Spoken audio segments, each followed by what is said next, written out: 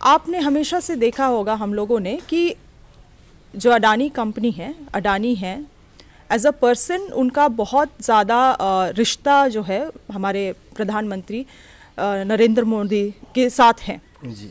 और साथ ही साथ पिछले 2 साल में इनका जो वैल्यूएशन है, कंपनी का वैल्यूएशन, खास करके 2 साल में जब पूरा देश जब डिप कर रहा था कोरोना के टाइम पे, जब पूरा देश का इकोनॉमी डिप कर रहा था, तब इनका ऑलमोस्ट 300% इनका इंक्रीमेंट हुआ। सेबी जो रेगुलेशन कंपनी होती है, जो कि गलत तरीके से कहाँ इन्वेस्टमेंट हो रहा है, इन सभी चीज़ों को कॉल आउट करता है, जो एक नेशनल यहाँ पे एक इंस्टीट्यूशन है, रेगुलेटरी बॉडी जिसे बोलेंगे फाइनेंसेस के लिए, वो आज तक क्या कर रही थी? अगर ये सभी चीज़ें हैं जिसे हाइडेनबर्ग ने जो रिपोर्ट में अगर हाईलाइट किया है, तो ये सब चीज़ सेबी के नज़र से कैसे ये हो गया?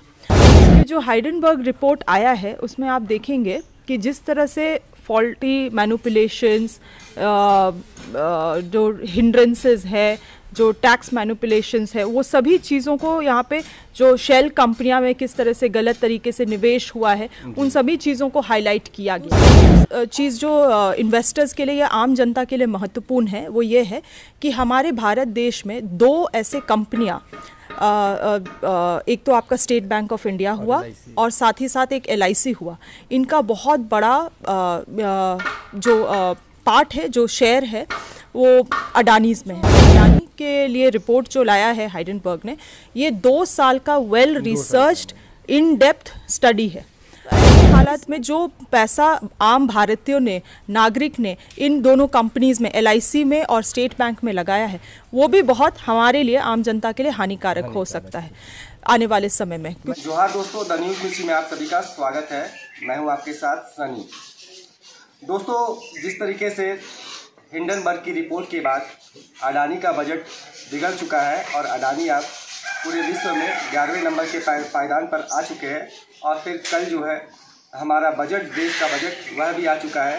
तो अब यह देखना है कि अडानी के बजट से देश का बजट बिगड़ता है या फिर देश के बजट से अडानी का बजट फिर से ठीक हो पाता है।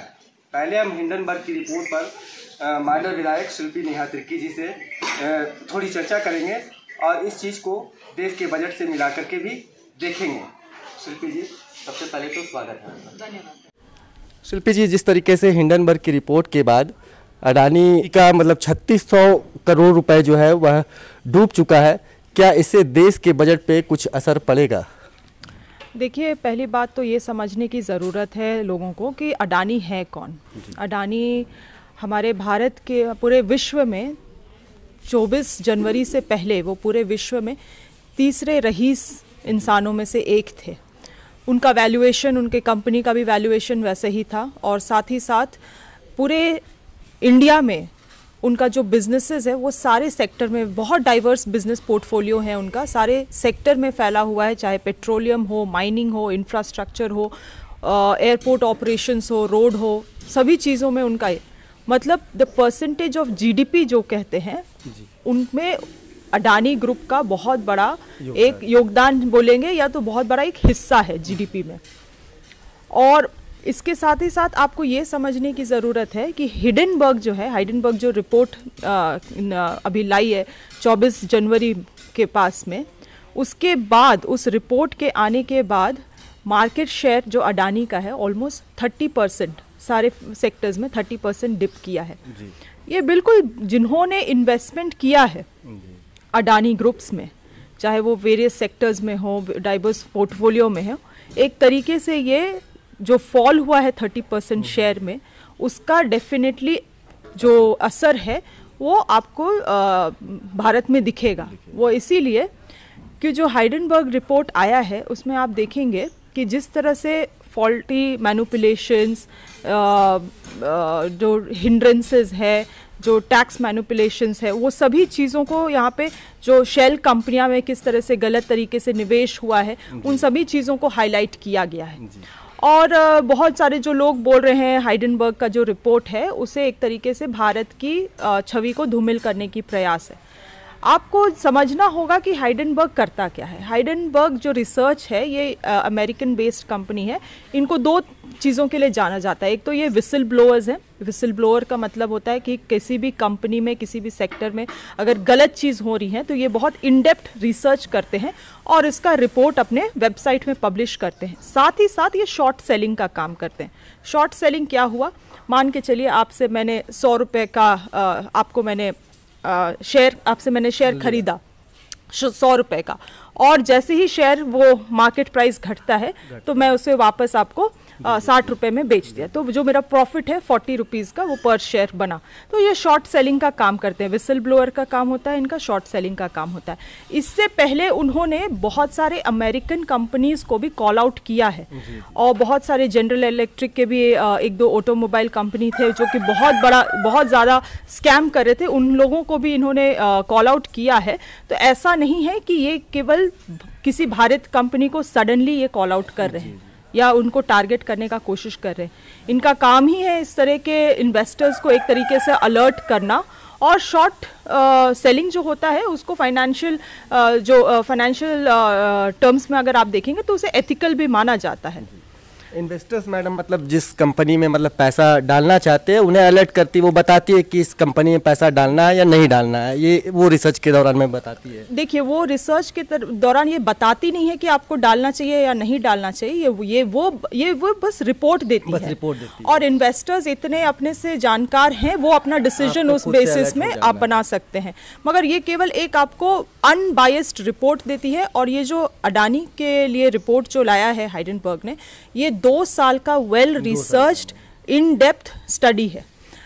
इसमें कुछ चीज़ें ऐसी है, क्योंकि ज़्यादा फाइनेंशियल हम नहीं जाएंगे, राजनीतिक इसमें क्या मोड़ ले सकता है इसमें बात करेंगे।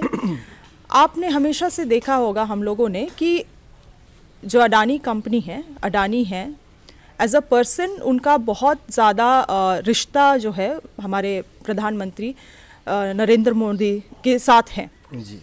और साथ ही साथ पिछले 2 साल में इनका जो वैल्यूएशन है, कंपनी का वैल्यूएशन, खास करके 2 साल में जब पूरा देश जब डिप कर रहा था कोरोना के टाइम पे, जब पूरा देश का इकोनॉमी डिप कर रहा था, तब इनका ऑलमोस्ट 300% इनका इंक्रीमेंट हुआ है वैल्यूएशन में।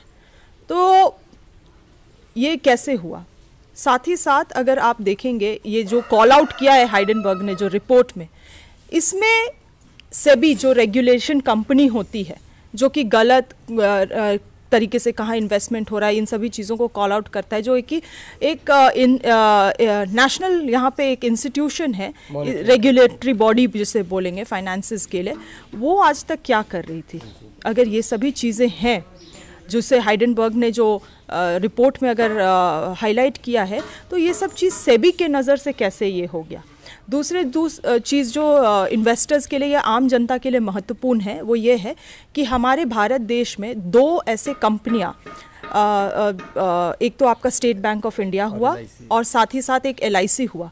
इनका बहुत बड़ा जो पार्ट है, जो शेयर है, वो अडानीज़ में है, और बहुत बड़ा जो डेप्थ जो इसको बोलेंगे लोन लेके रखा हुआ है, इन्हीं दोनों कंपनी से भी लेके रखा हुआ है। तो ऐसे हालात में जो पैसा आम भारतीयों ने, नागरिक ने इन दोनों कंपनीज में, LIC में और स्टेट बैंक में लगाया है, वो भी बहुत हमारे लिए, आम जनता के लिए हानिकारक हो सकता है आने वाले समय में। क्योंकि LIC की आपने बात की, देश में बहुत सारे म्यूचुअल फंड्स की कंपनियां हैं, बट मैंने भी रिसर्च किया, मैंने देखा कि अडानी के इस ये में LIC ने ही मतलब इन्वेस्ट किया है, LIC ने ही शेयर्स खरीदे थे। तो इसे आप किस नज़र से देखते हैं? क्या मतलब ये कहीं से प्रेरित है या फिर कुछ है? 18,647 करोड़ रुपए लगभग देश की जनता के डूबने के कगार पे, हालांकि अडानी तो कह रहे हैं कि ऐसा कुछ भी नहीं है। देखिए, इन पास्ट में भी हमारे भारत देश में ऐसे बहुत सारे केसेस हुए हैं। आपका विजय माल्या का केस रहे, नीरव मोदी का केस रहे, जबकि मतलब बैंक्स ने उन्हें पूरा संरक्षण दिया हुआ है, ये देखते हुए कि these are complete business failures, तब भी उनको पूरा प्रोटेक्शन मिला, बैंक की तरफ से लोन मिला। और जिसका आज हालत ये है कि नीरव मोदी जैसे लोग, विजय माल्या जैसे लोग करोड़ों करोड़ों रुपए इस राज्य के, इस देश के खजाना को जिसको बोलेंगे लूट के आज बाहर देश में रह रहे हैं, आराम से जीवन व्यतीत कर रहे हैं। उनके कोई यानी गरीब आदमी का जो पैसा लुटाया यहाँ पे वो मार खाया। तो इसीलिए आने वाले समय में जो आपने कहा कि LIC जो बहुत बड़ा रकम उसको दिया है अडानी को, ये एक तरीके से ऊपर से संरक्षण है इन्हें, उसी के दिशा निर्देश में LIC जैसा कंपनी, स्टेट बैंक जैसा कंपनी काम कर रहा है। नहीं तो ऐसा हो ही नहीं सकता है कि बिना सरकार के संज्ञान में आए या बिना सेबी जैसे रेगुलेटरी बॉडी के संज्ञान में आए इतना बड़ा फंड्स मोबिलाइजेशन किया जा सकता है। आज ही कल रात का ही ये खबर है, कल FPOs निकलने थे अडानी के FPOs के निकलने के पहले ही हाइडेनबर्ग का रिपोर्ट आया था और उसे कहा जा रहा था कि अडानी की इमेज को धूमिल करने की प्रयास है, एक्सेट्रा एक्सेट्रा। अगर आप उसे इंटरेस्टिंगली देखेंगे, एनालिसिस करेंगे, तो जो FPOs है वो 100% सेल आउट हुआ कल, और आज सुबह में ही उन FPOs को वापस कर दिया गया, विड्रॉ कर दिया अडानी है। ये क्या है? ये एक तरीके से PR स्टंट नहीं है अपने कंपनी का इमेज को बचाने के लिए, बिकॉज कंपनी इमेज भी एक बहुत बड़ा शेयर होल्डर होता है कंपनी के वैल्यूएशन को होल्ड ये करने के लिए, एस्टैब्लिश करने के लिए। तो ये वो नहीं है तो क्या है इसका? और मैं इस चीज़ को नहीं मानूंगी कि इतनी बड़ी कंपनी, इतने $1 बिलियन वर्थ कंपनी कोई डिसीजन को इतना क्विकली लेती है, ओवरनाइट लेती है। This was all staged. आप पहले FPO फ्लोट करेंगे। FPO को खरीदा भी किसने? अगर आप इसमें भी डीपर जाएंगे तो ऐसे लोगों ने खरीदा है जिसके अकाउंट में कोई पैसा ही नहीं था। मतलब चेक बाउंस करने का तो कोई इसमें सिचुएशन ही नहीं बनता है, क्योंकि इनको अडानीज ने इन्हें प्रॉमिस किया हुआ था कि आपको हम लोग एग्जिट रूट तक भी लेके जाएंगे। तो दिस वाज ऑल स्टेज्ड इस तरह से। और अभी आप देखेंगे तो मीडिया में भी इसके बारे में ज़्यादा कुछ डिस्कशन नहीं हो रहा है, बात नहीं हो रहा है। हाइडेनबर्ग जो रिपोर्ट कहती है, इसे कह रही है कि ये वर्ल्ड का सबसे बिगेस्ट स्कैम होगा। हमारा जो भारतीय इकोनॉमी है, अगर सही में कहीं ना कहीं, वो कहते हैं ना धुआं है तो आग लगा होगा, कहीं ना कहीं अगर आग लगा है तो ये हमारे इकोनॉमी को इतना पीछे लेके जाएगा जिसका कोई अंदाजा भी नहीं लगाया जा सकता है। और जो बजट आई है कल के दिन, कल जो बजट पेशकश हुआ, कल ही के दिन में अगर आप देखिएगा तो शेयर मार्केट का ये हालत था कि वो एक ब्लैक वेडनेसडे के तरह था मार्केट के लिए। इतना डिप हुआ है।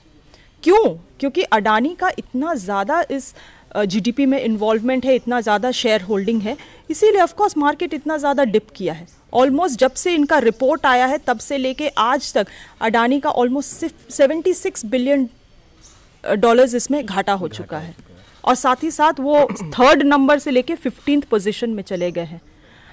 मगर वही बात है, आज राजनीति इतना अंधविश्वास में और अंधभक्तों से घिर गया है कि लोग जो फैक्चुअल्स है, जो रियलिटी है, उसे विश्वास नहीं करना चाहते हैं।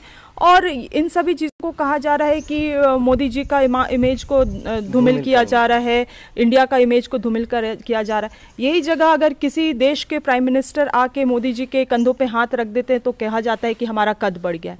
मगर जो रियलिटी है, जो ऑन पेपर्स है, उसके बारे में हम लोग क्यों नहीं चिंता कर रहे हैं? उसके बारे में हम लोग क्यों नहीं चिंतन मंथन कर रहे? देखिए, यही होता है जब आप किसी एक एंटिटी को या किसी एक आदमी को आप सब चीज़ मान लेते हैं, आप भारत उसको मानने लग जाते हैं। ये वही आज हमारे देश के साथ हो रहा है। इसीलिए आपके मीडिया के माध्यम से मैं चाहूँगी कि सारी जनता को मैं सचेत करूँ, कहाँ पे निवेश कर रहे हैं वो चीज़ों को पढ़े, पॉलिटिक्स को और अपने इन्वेस्टमेंट्स को बिल्कुल दूर रखें, बिल्कुल अलग रखें। और अगर जो रिपोर्ट आई है, जो लोग निवेशक हैं, इन्वेस्टर्स हैं, वो ज़रूर से इस रिपोर्ट को पढ़े। इसमें क्या लिखा गया है, क्या दिया गया है, क्या कॉन्सिक्वेंसेस हो सकते हैं आपके लिए as an investor, as a business, as an entrepreneur, and society में क्या असर पड़ सकता है, इसे हमें जांच करने की ज़रूरत है। मैडम, आपने हाइडेनबर्ग और अडानी को लेकर के अपना जो भी व्यू रखा, अब आते हैं थोड़ा बजट पे। कल बजट आया है, आप झारखंड को इस बजट में कहाँ देखती है मैडम? देखिए बजट में अभी जा ही रही थी, मैं बजट के थ्रू मैंने पूरा इसे को एनालिसिस या पूरा तरीके से स्टडी नहीं किया है, मगर जो मुझे सरफेस लेवल में समझ में आया है, पहली बात तो ये है कि जो न्यू टैक्स स्लैब आई है, अब उसको कहा जा रहा है कि लगभग 7% तक जो 7 लाख तक जो आप 7 लाख तक जो आपका इनकम होगा उसमें कोई टैक्सेस नहीं होंगे, करेक्ट? या 5% टैक्सेस होंगे शायद उसमें, यही टैक्स नहीं होगा मैडम, नहीं होगा टैक्सेस, ओके। तो यही है, तो टैक्स स्लैब को बदले गया है, और टैक्स स्लैब को अगर बदले गए हैं और आप उसमें देखिएगा तो यही आप एनालिसिस कर सकते हैं कि सरकार यही चाहती है कि सेविंग्स बढ़े, मगर महंगाई एट द सेम रेट वो बढ़ते ही जाएगा, उसको कम करने का कोई ये नहीं किया गया है।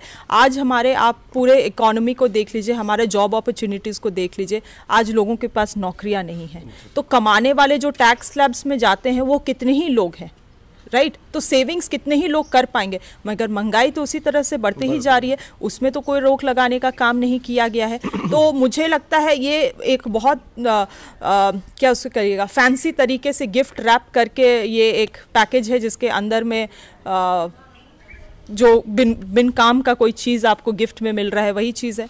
दूसरा चीज़ अगर आप गौर करेंगे तो इसमें आत्मनिर्भर, जो बजट फाइनेंस में हमारी जो एफएमबी है, उन्होंने बार बार रिपीट किया कि भारत को आत्मनिर्भर बनाया जाए। आप लोगों को आत्मनिर्भर तब बना सकते हैं जब उनके बेसिक्स नेसेसिटीज़ जो है उसको पूरा किया जाए। लोगों के पास घर नहीं है, लोगों के पास पीने का पानी नहीं है, सच्चाई ये है हमारे भारत का। भारत हमारा कहाँ है? हमारे गांव घर में भारत है। लोगों के पास पानी नहीं है, लोगों के पास स्वास्थ्य का सुविधा नहीं है। ये सभी चीज़ों को पूरा नहीं करते हुए आप बोलेंगे कि हम भारत को आत्मनिर्भर बनाएंगे, तो ऑन बेसिस ऑफ व्हाट? आज शिक्षा का क्या हालत है? तो आप, मुझे लग रहा है जो भारत था और जो भारत मोदी जी बनाने चाह रहे हैं, उसके बीच में जो ब्रिज है, अभी तक वो ब्रिज को अभी तक फिगर आउट लोग नहीं कर पाए हैं। एडमिनिस्ट्रेशंस में बैठे हुए, क्योंकि वो लोग प्लानिंग करते हैं, वो लोग भी इस चीज़ को, गैप को फिगर आउट नहीं कर पाए हैं। और अगर ऐसा होगा तो मुझे लगता है rich will just grow richer, poor will just grow poorer, और ये एक तरीके का कैपिटलिस्ट सोसाइटी बनेगा। चलिए ठीक है मैडम, धन्यवाद।